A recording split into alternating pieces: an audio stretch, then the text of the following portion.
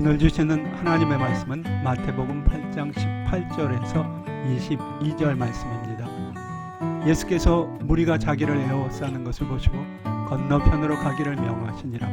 한 서기관이 나와 예수께 아뢰되 선생님이여 어디로 가시든지 저는 따르리이다. 예수께서 이르시되 여우도 굴이 있고 공중의 새도 거처가 있으되 인자는 머리 둘 곳이 없다 하시더라. 제자 중에 또 한 사람이 이르되 주여 내가 먼저 가서 내 아버지를 장사하게 허락하옵소서.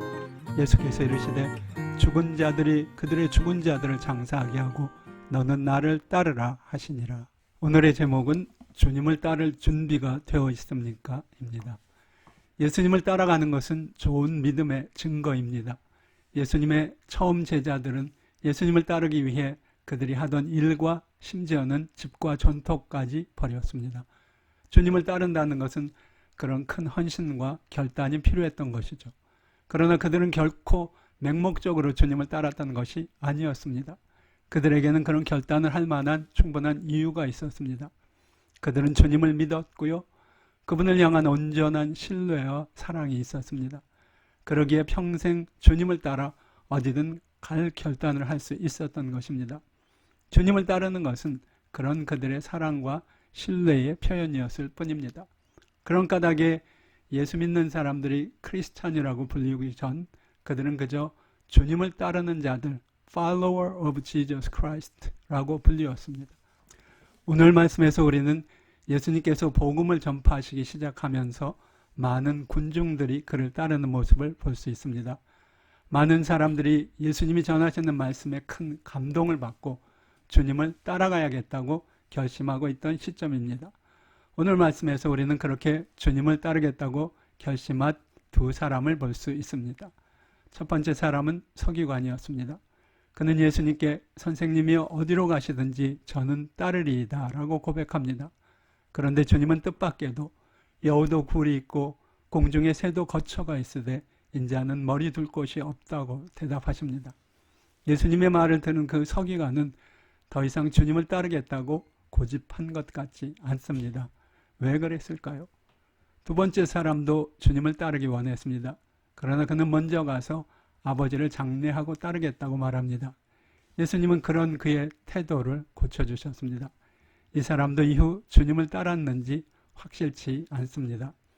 여기 등장한 두 사람은 모두 열렬히 주님을 따르겠다고 하는 사람들이었습니다. 그러나 주님은 그들을 적극적으로 받아주시지 않았습니다. 이 사람들의 무엇이 잘못된 것이었을까요? 첫 사람의 경우 주님 하신 말씀을 미루어 생각해보면 주님을 따르는 삶에 따르는 고난에 대해 깊은 생각이 없었던 것 같습니다. 예수님을 따르는데 희생이 따른다는 사실을 간과한 것입니다. 예수님은 제자들에게 누구든지 나를 따르려거든 자기를 부인하고 자기 십자가를 지고 나를 따르라고 말씀하셨습니다. 첫째 사람은 그 점을 놓치고 있던 것입니다. 두 번째 사람의 경우에는 예수님을 따르는 결단을 다른 일 이후로 미루지 않고 즉각적으로 해야 한다는 결단의 시급성을 놓치고 있는 모습입니다. 처음 제자들이 주님의 부르심에 즉각적으로 순종하여 따른 것과는 다른 모습이었습니다. 예수님은 우리 모두가 주님을 따르기를 원하십니다. 주님은 그렇게 당신을 따라서 하나님의 집에 이르도록 우리를 부르시기 위해 오신 것이었습니다. 그러나 주님을 진정으로 따르기 원한다면 주님을 전적으로 의지하며 전심으로 따라야 하는 것입니다. 주님을 따르는 사람은 자기 자신이 원하는 방법이나 자기 자신의 시간표를 보면서 주님을 따르는 것이 아닙니다. 여러분은 주님을 따라가고 계십니까?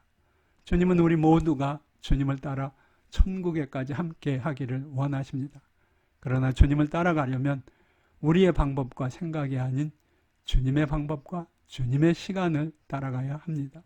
한 걸음 한 걸음 주님을 따라가십시오. 주님을 따라가다 보면 십자가를 통과하게 되겠고요. 부활하신 빈 무덤을 통과하게 되고 그리고 마침내 천국의 하나님의 집에 이르게 될 것입니다. 그리고 거기서 주님을 따라왔음에 영원토록 감사하며 기뻐하게 될 것입니다.